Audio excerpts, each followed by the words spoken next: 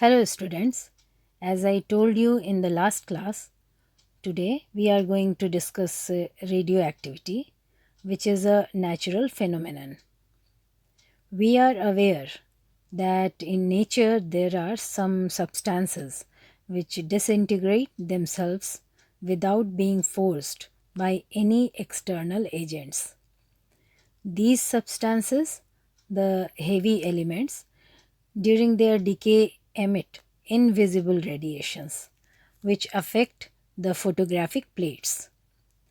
These elements are called radioactive elements. So, the phenomenon of emission of active radiation by an element is known as radioactivity. Some well known radioactive elements are uranium, thorium, radium, polonium, etc. Natural elements with atomic numbers greater than 82 are all radioactive and their nuclei are unstable. Experiments have shown that radioactivity is a nuclear phenomenon, that is, radiation comes out of nucleus. Radioactivity is not affected by change in temperature, pressure, and chemical combination. During decay, radioactive elements emit alpha, beta, and gamma rays. All types of radiations may not be emitted by one radioactive element. Different elements radiate different rays. Before considering the decay process, let us see the properties of alpha, beta, and gamma rays.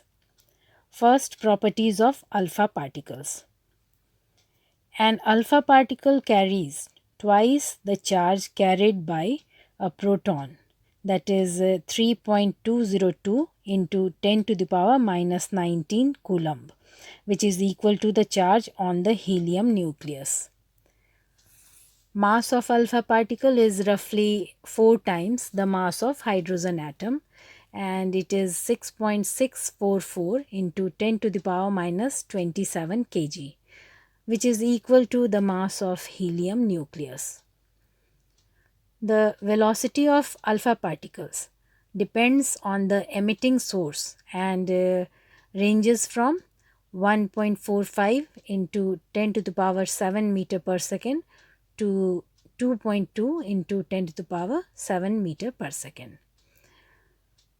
Alpha particle has a very low penetrating power due to its large mass.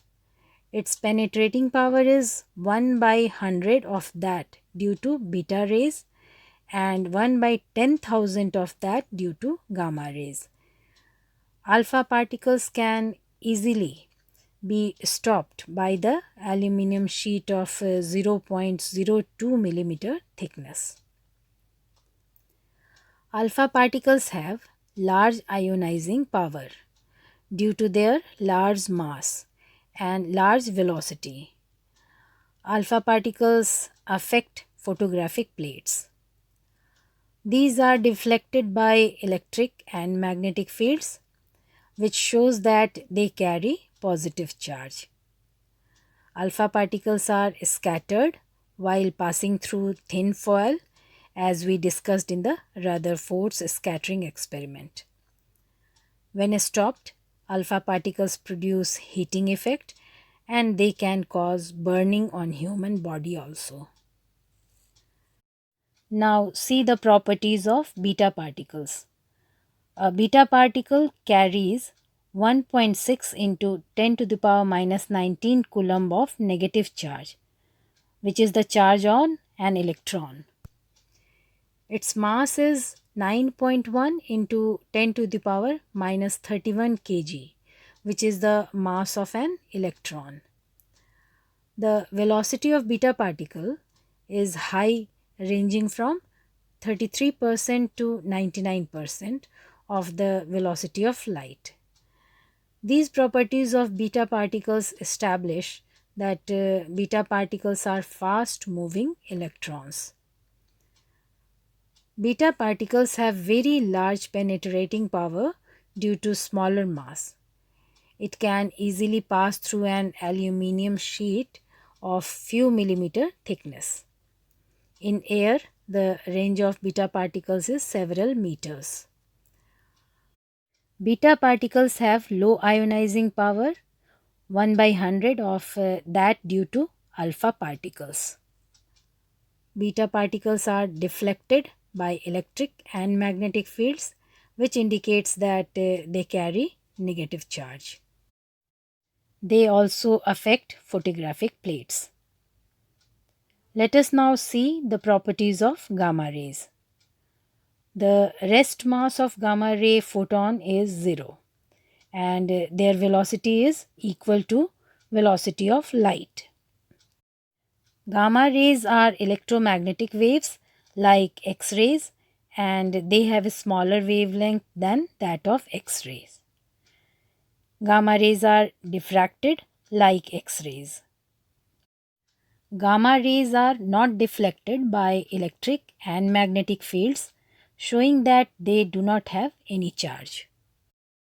The penetrating power of gamma rays is very large and they can pass through several centimeters of iron and lead. But they have small ionizing power. The gamma rays affect photographic plate more than by beta particles. Gamma rays can cause nuclear reactions. So these are some properties of alpha, beta and gamma radiations. Now we consider the laws of radioactive disintegration formulated by Soddy and Rutherford on the basis of their experimental studies. The disintegration of radioactive materials is spontaneous and random. That is, which particular atom will decay in a given time interval is a mere chance. It cannot be predicted which nucleus will suffer disintegration first. During disintegration of an atom, either an alpha particle or a beta particle is emitted, not both simultaneously. Also, at a time, an atom will not emit more than one alpha or beta particle, that is, only one particle at a time. Emission of alpha particle from an atom changes it into a new atom.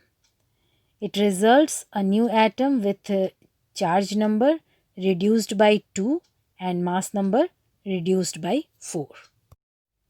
Emission of beta particle from an atom changes it into a new atom whose charge number is raised by 1 and there is no change in mass number.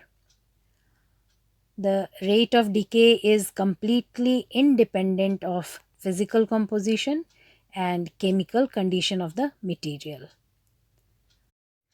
The rate of decay of the radioactive atoms at any instant is directly proportional to the number of radioactive atoms actually present at that instant. This is known as radioactive decay law. It means greater the number of atoms present in a sample of an element, faster will be its decay and vice versa. Students, you try to understand the properties of alpha, beta and gamma rays by the time I will come in the next class with radioactive decay law and half-life of radioactive elements. Okay, then see you in the next class.